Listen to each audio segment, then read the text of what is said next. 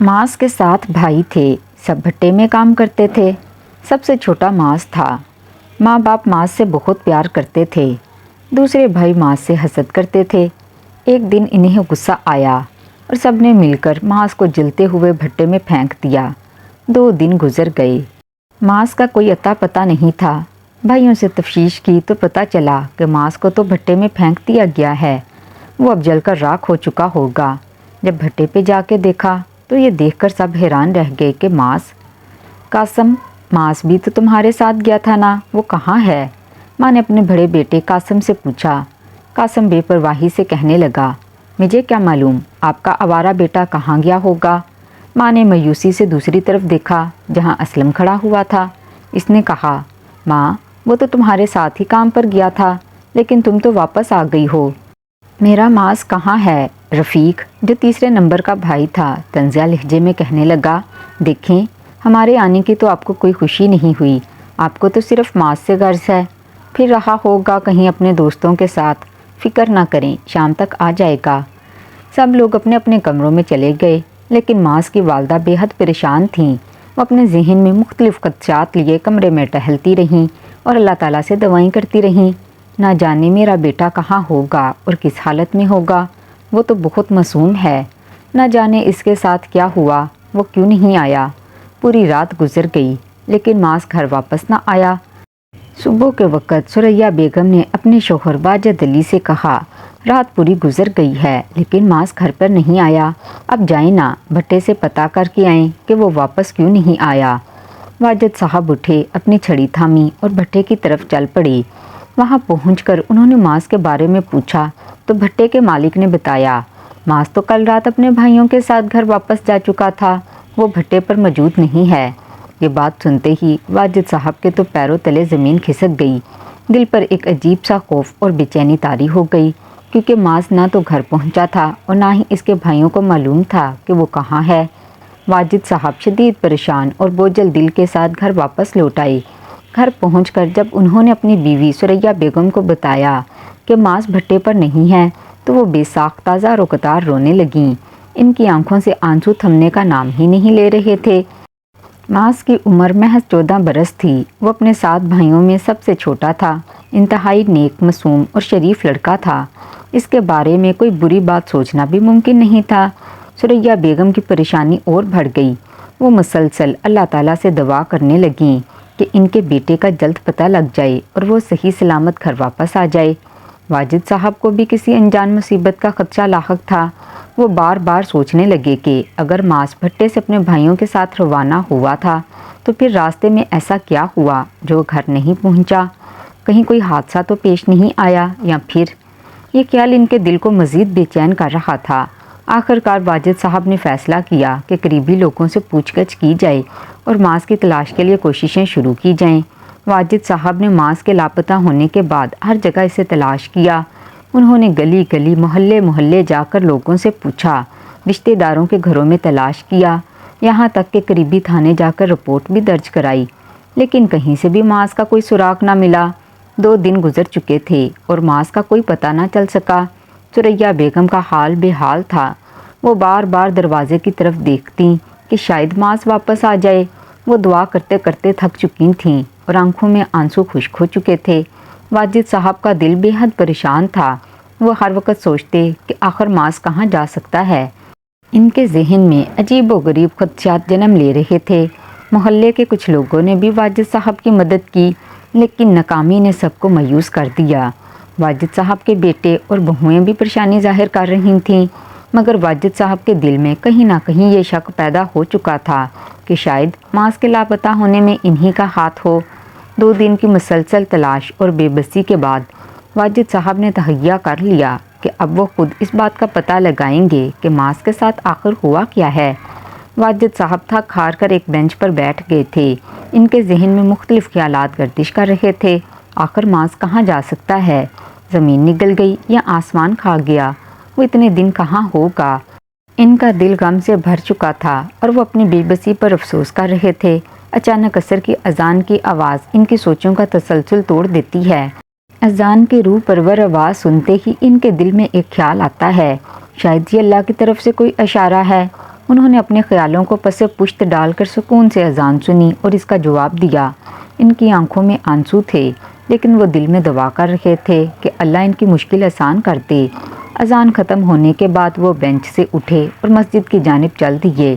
مسجد پہنچ کر انہوں نے وضو کیا اور خشوع و خضوع کے ساتھ نماز ادا کی۔ نماز کے دوران ان کے آنسو رکنے کا نام نہیں لے رہے تھے۔ وہ سجدے میں گر کر اللہ سے گڑ گڑا کر دعا کرنے لگے، یا اللہ، تو سب جاننے والا ہے، میرے بیٹے کو میرے پاس لوٹا دے، میں اس کے بغیر زندہ نہیں رہ سکتا۔ یا اللہ، تو ہی سب کا نگہبان ہے، تو ہی میرا سہارا ہے۔ نماز کے بعد وہ کچھ دیر مسجد کے کونے میں بیٹھ کر خاموشی سے دعا کرتے رہے۔ ان کے دل کا غم ان کے آنسوؤں کے ساتھ بہتا رہا۔ وہ معاذ کو سب سے زیادہ عزیز رکھتے تھے، کیونکہ وہ ان کا سب سے چھوٹا اور سب سے زیادہ فرما بردار بیٹا تھا۔ ہر گزرتا لمحہ ان کے دل پر ایک بوجھ ڈال رہا تھا، لیکن وہ اللہ کی رحمت سے مایوس نہیں تھے۔ وہ بھی بیٹھے ہی تھے کہ وہاں پر ان کے کانوں میں آواز پڑی تو انہوں نے نظر اٹھا کر دیکھا تو وہاں مولوی صاحب بیان کر رہے تھے کہ حضرت یوسف علیہ السلام کو ان کے بھائیوں نے حسد کی بنا پر کنویں میں پھینک دیا تھا۔ مولوی صاحب نے کہا کہ حسد ایک ایسی بیماری ہے جو انسان سے رشتوں کا پاس بھی ختم کروا سکتی ہے۔ حسد انسان کو اس حد تک لے جاتا ہے کہ وہ اپنے فائدے کے لیے کسی بھی حد تک جا سکتا ہے، لیکن حقیقت میں وہ فائدہ نہیں بلکہ ایک ناقابل معافی گناہ بن جاتا ہے۔ مولوی صاحب نے حضرت یوسف علیہ السلام کا واقعہ بیان کیا جو قرآن پاک میں سورہ یوسف میں تفصیل سے بیان کیا گیا ہے۔ حضرت یعقوب علیہ السلام نے اپنے بیٹے حضرت یوسف علیہ السلام سے بے پناہ محبت کرتے تھے، اور ان کی محبت کے باعث حضرت یوسف علیہ السلام کے بھائی ان سے حسد کرنے لگے۔ ایک دن حضرت یوسف علیہ السلام نے خواب دیکھا کہ 11 ستارے، سورج اور چاند انہیں سجدہ کر رہے ہیں۔ جب انہوں نے یہ خواب اپنے والد حضرت یعقوب علیہ السلام کو سنایا تو انہوں نے سمجھ لیا کہ اللہ تعالیٰ نے حضرت یوسف علیہ السلام کو نبوت کے عظیم مرتبے کے لیے منتخب کیا ہے۔ حضرت یعقوب علیہ السلام نے اپنے بیٹے کو ہدایت کی کہ وہ یہ خواب اپنے بھائیوں کو نہ بتائیں، کیونکہ وہ پہلے ہی ان سے حسد کرتے ہیں۔ تاہم بھائیوں نے حسد کے باعث ایک سازش کی۔ بھائیوں نے حضرت یوسف علیہ السلام کو ایک گہرے کنویں میں پھینک دیا۔ انہوں نے جھوٹ بولا کہ حضرت یوسف علیہ السلام کو بھیڑیا کھا گیا ہے۔ یہ واقعہ ہمیں یہ سبق دیتا ہے کہ حسد نہ صرف رشتوں کو نقصان پہنچاتا ہے بلکہ انسان کو گناہ کی دلدل میں دھکیل دیتا ہے۔ مولوی صاحب نے زور دیا کہ ہمیں حسد جیسے منفی صفات سے بچنا چاہیے اور اپنے دل کو صاف رکھنا چاہیے۔ مولوی صاحب نے اپنے بیان کو مکمل کیا اور سب سے اجازت طلب کی۔ واجد صاحب بیان سننے کے بعد مولوی صاحب کی گئی باتوں کو بار بار سوچتے ہوئے گھر کی طرف جا رہے تھے۔ مولوی صاحب کا یہ جملہ ان کے دماغ میں گونج رہا تھا کہ حسد انسان سے کچھ بھی کروا سکتا ہے، چاہے وہ کتنے قریبی رشتے ہی کیوں نہ ہوں۔ واجد صاحب کے دل میں ایک عجیب بے چینی پیدا ہوئی اور انہیں معاذ کی گمشدگی کا معاملہ یاد آ گیا۔ معاذ جو ان کا سب سے چھوٹا بیٹا تھا اور ان کے دل کے بہت قریب تھا۔ واجد صاحب اور ان کے اہلیہ ثریا بیگم ہمیشہ سے اس سے خصوصی محبت کرتے تھے، کیونکہ وہ سب سے زیادہ فرما بردار اور معصوم طبیعت کا مالک تھا۔ واجد صاحب کے دل میں شک پیدا ہوا کہ کہیں ایسا نہ ہو کہ ان کے دوسرے بیٹوں نے حسد کی وجہ سے معاذ کو نقصان پہنچایا ہو، جیسے حضرت یوسف علیہ السلام کے بھائیوں نے ان کے ساتھ کیا تھا۔ انہوں نے اپنے قدم تیز کیے اور گھر پہنچ کر بغیر کسی تاخیر کے اپنے تمام بیٹوں اور بہوؤں کو کمرے میں بلایا۔ جب سب جمع ہو گئے تو واجد صاحب نے سخت لہجے میں کہا، سچ سچ بتاؤ معاذ کہاں ہے؟ اگر تم لوگوں نے کچھ کیا ہے تو فوراً اعتراف کر لو، ورنہ میں تمہیں پولیس کے حوالے کر دوں گا۔ سب بیٹے یک زباں کہنے لگے کہ انہیں کچھ معلوم نہیں، لیکن ثریا بیگم جو اپنے بیٹے معاذ کی گمشدگی سے پہلے ہی نڈھال تھیں، زار قطار رونے لگیں۔ وہ بیٹوں کے سامنے ہاتھ جوڑ کر کھڑی ہو گئیں اور کہنے لگیں، خدا کے واسطے مجھے بتا دو کہ معاذ کہاں ہے، میں اس کے بغیر زندہ نہیں رہ سکتی۔ تم لوگوں کی ماں ہوں، اگر تم لوگ چاہو تو میں تمہارے قدموں میں گرنے کے لیے بھی تیار ہوں، لیکن مجھے میرے معاذ کے بارے میں بتا دو۔ یہ منظر دیکھ کر کمرے میں ایک لمحے کے لیے خاموشی چھا گئی۔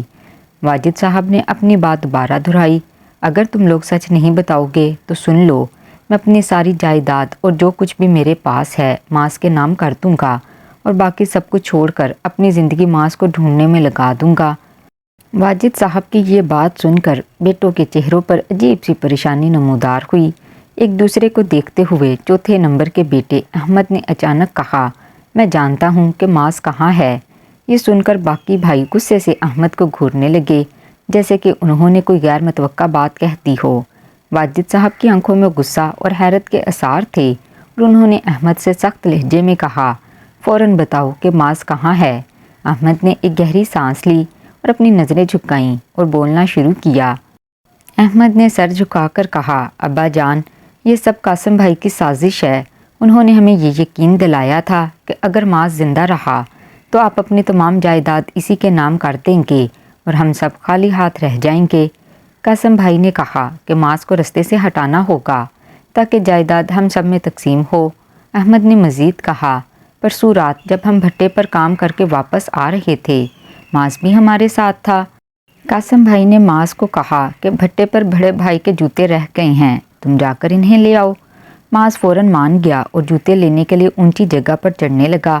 جیسے ہی وہ اوپر پہنچا، قاسم بھائی نے ہمیں اشارہ کیا اور ہم نے مل کر اسے پیچھے سے دھکا دے دیا۔ وہ چیختے ہوئے بھٹے میں گر گیا۔ یہ سن کر واجد صاحب کے غصے کی انتہا نہ رہی۔ انہوں نے غصے میں آ کر قاسم کے منہ پر ایک زوردار تھپڑ مارا اور کہا، بڑے بھائی تو باپ کی جگہ ہوتے ہیں، لیکن تم نے تو انسانیت کا بھی حق ادا نہیں کیا۔ تم انسان کہلانے کے لائق بھی نہیں ہو۔ مجھے تم سے یہ امید نہیں تھی قاسم۔ جب دفع ہو جاؤ میرے گھر سے اور میرے سامنے مت آنا۔ واجد صاحب نے اپنے بیٹوں کو سختی سے کمرے سے نکل جانے کا حکم دیا۔ تمام بیٹے شرمندہ ہو کر باہر چلے گئے، لیکن ان کے دل پچھتاوے اور شرمندگی سے بھرے ہوئے تھے۔ انہیں اپنی سنگین غلطی کا احساس ہو چکا تھا۔ حسد میں آ کر انہوں نے اپنے سکے بھائی کو موت کے منہ میں دھکیل دیا تھا، وہ بھی محض ایک معمولی جائیداد کے لیے۔ واجد صاحب نے فوراً اپنے محلے کے کچھ لوگوں کو اکٹھا کیا اور بھٹے کی طرف روانہ ہو گئے۔ جیسے ہی وہ بھٹے کے قریب پہنچے، ان کے بیٹے بھی اپنی غلطی کا کفارہ کرنے کے لیے ان کے پیچھے بھاگتے ہوئے وہاں پہنچ گئے۔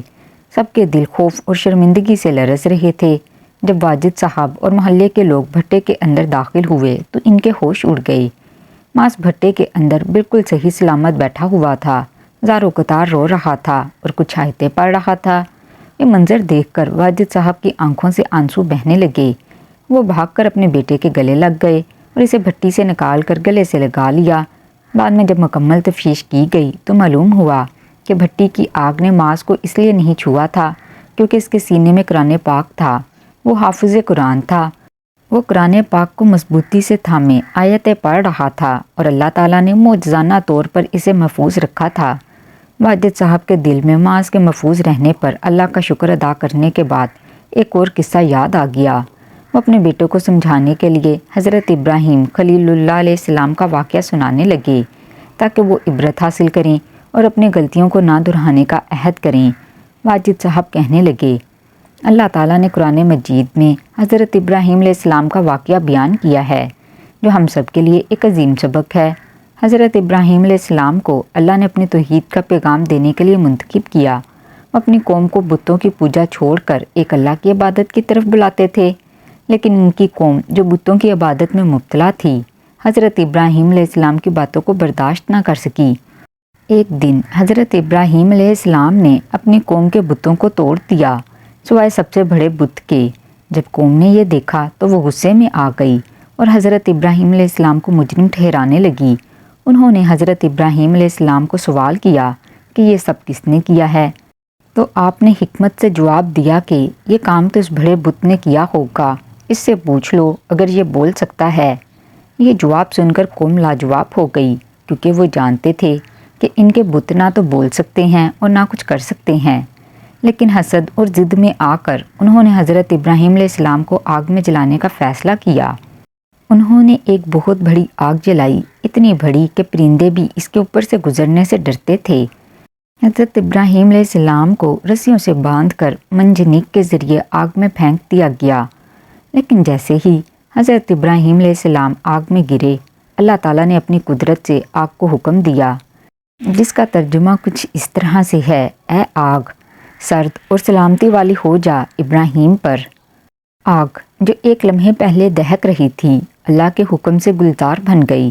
حضرت ابراہیم علیہ السلام آگ کے درمیان میں بالکل محفوظ تھے، جیسے کسی باغ میں بیٹھے ہوں۔ قوم حیران رہ گئی کہ یہ کیسا معجزہ ہے۔ وہ لوگ اپنے سازش میں ناکام ہو گئے اور حضرت ابراہیم علیہ السلام اللہ کی حفاظت میں رہے۔ واجد صاحب نے معاذ کا ہاتھ پکڑا اور اسے گھر لے آئے۔ دروازے پر پہنچتے ہی ثریا بیگم نے جب معاذ کو صحیح سلامت دیکھا تو ان کی خوشی کی انتہا نہ رہی۔ آنکھوں میں آنسو لیے وہ فوراً اپنے بیٹے کی طرف لپکیں اور اسے سینے سے لگا کر زار و قطار رونے لگیں۔ وہ اللہ تعالیٰ کا شکر ادا کرتی جا رہی تھیں۔ یا اللہ، تیرا لاکھ لاکھ شکر ہے کہ تو نے میرے بیٹے کو مجھ سے واپس ملا دیا۔ واجد صاحب نے ان کی طرف دیکھ کر نرمی سے کہا، ثریا بیگم، تم جانتی ہو کہ تمہارے بیٹے کی حفاظت کس نے کی؟ ثریا بیگم نے آنسو صاف کرتے ہوئے حیرانی سے پوچھا، کس نے کی؟ مجھے سب کچھ بتاؤ۔ واجد صاحب نے سنجیدگی سے جواب دیا، اس کی حفاظت قرآن مجید نے کی ہے۔ وہی قرآن جسے حفظ کرنے سے تم ہمیشہ روکتی تھی۔ تم کہتی تھی کہ دنیاوی علم زیادہ اہم ہے، لیکن میں نے ہمیشہ کہا تھا کہ قرآن اللہ تعالیٰ کی کتاب ہے اور مومن کی سب سے بڑی ڈھال ہے۔ دیکھو، آج اسی کتاب کی برکت سے ہمارا بیٹا زندہ سلامت ہمارے سامنے ہے۔ یہ سن کر معاذ نے اپنی ماں سے کہا، امی جان، جب بھائیوں نے مجھے دھکا دیا تو میری زبان پر سورہ یاسین جاری ہو گئی تھی۔ میں سورہ یاسین پڑھتے ہوئے بھٹی کی اتنی اونچائی سے نیچے گرا، لیکن جیسے ہی میں نیچے پہنچا بھٹی کی جلتی ہوئی آگ خود بخود بجھ گئی۔ میں چپ چاپ ایک طرف بیٹھ گیا اور اللہ کی مدد کے لیے دعا کرتا رہا۔ میں بہت چیختا رہا، پکارتا رہا، لیکن میری آواز کوئی نہیں سن سکا سوائے اللہ تعالیٰ کے۔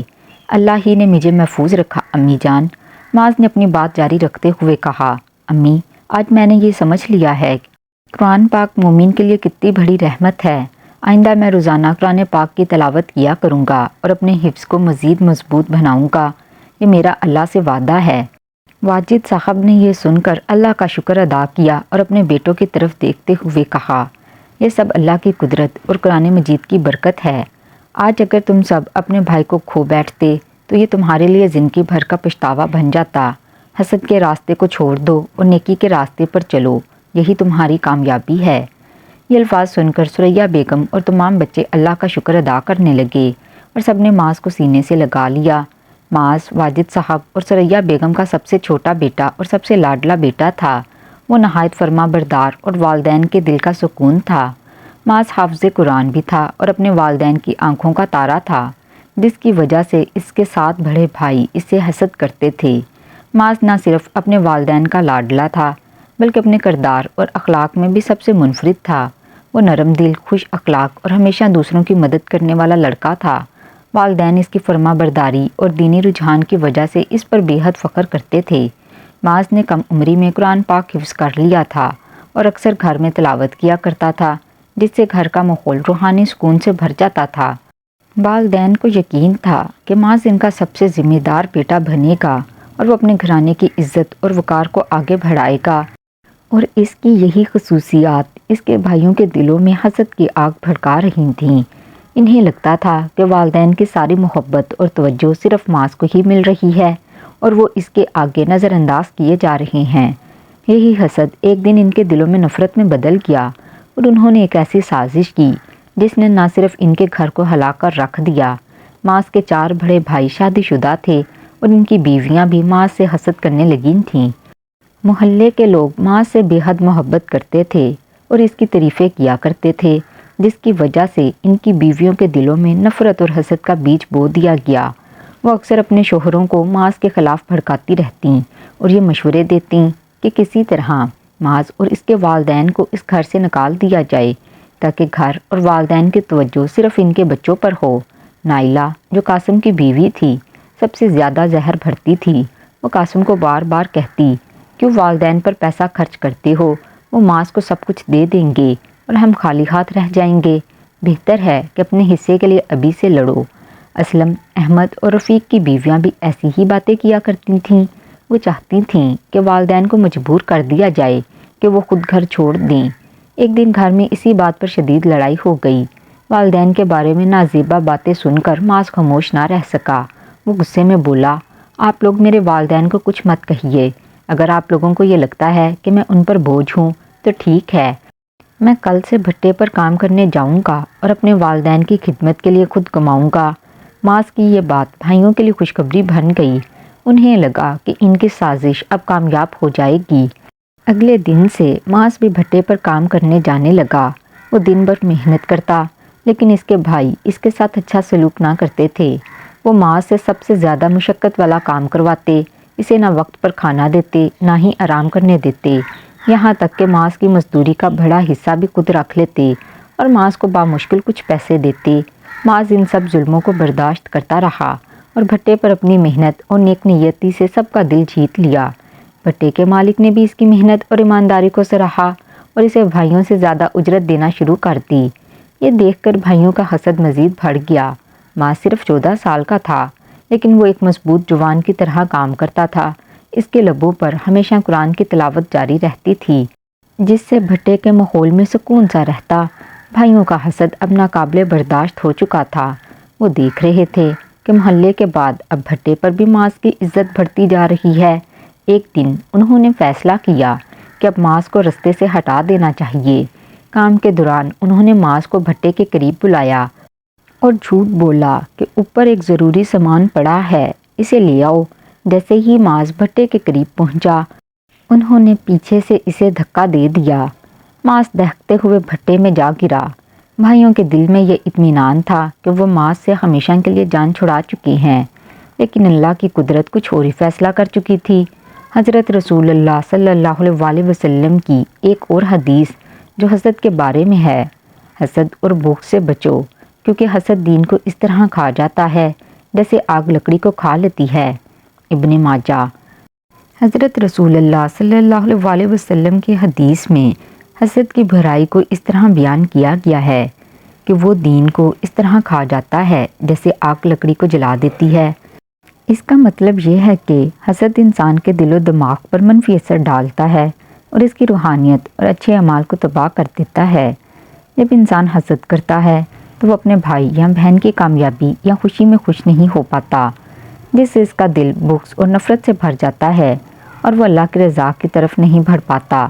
اس سے انسان کا دین کمزور ہوتا ہے، کیونکہ وہ دوسروں کی کامیابی کی بجائے ان کے نقصان کی دعا کرتا ہے، جو کہ اسلام کی تعلیمات کے بالکل مخالف ہے۔